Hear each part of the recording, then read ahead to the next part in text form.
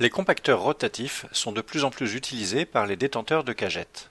C'est en effet un matériel adapté à une large gamme de tonnage annuel, très accessible financièrement, peu encombrant et surtout très efficace. Par exemple, les quelques balles sur cette photo correspondent à plus de 200 palettes de cagettes. Avec leur développement, correspondant aussi à un meilleur recyclage et à un accroissement attendu des emballages légers en bois, cette courte vidéo technique complète les outils déjà publiés par le Ciel. Ces matériels impliquent de compacter dans une housse polyéthylène, mais en divisant par 10 le transport, les gains environnementaux et économiques importants justifient largement leur utilisation. Dans quelques rares cas, la housse peut être remplacée par des big bags spécifiques. Les balles peuvent être chargées par tous les moyens habituels. Un semi pourra transporter 30 à 34 balles pour environ 9 tonnes.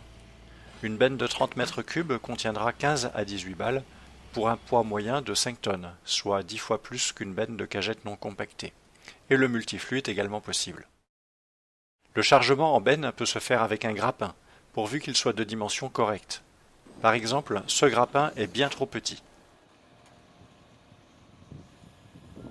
Les dents doivent pouvoir prendre une bonne moitié de la balle, soit environ 60 cm, quitte à appuyer un peu sur le haut en la saisissant.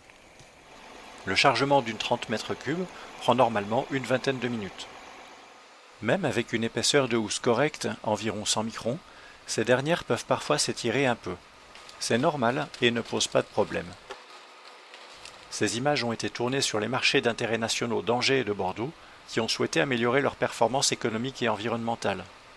Et ce type d'enlèvement est pratiqué aussi dans de nombreuses centrales et magasins.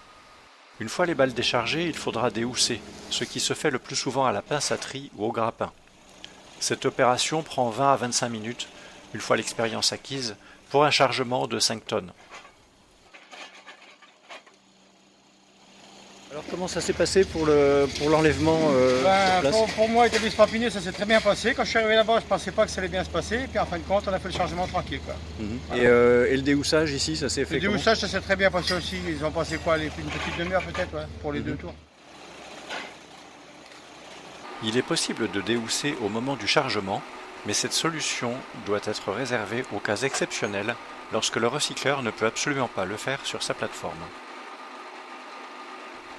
Une fois déhoussées, les cagettes compactées peuvent ensuite rejoindre les autres bois de classe A avec lesquels elles seront broyées, déferraillées, criblées. Elles constitueront alors une nouvelle matière première, valorisée par exemple en énergie, panneaux de particules, compost ou paillage.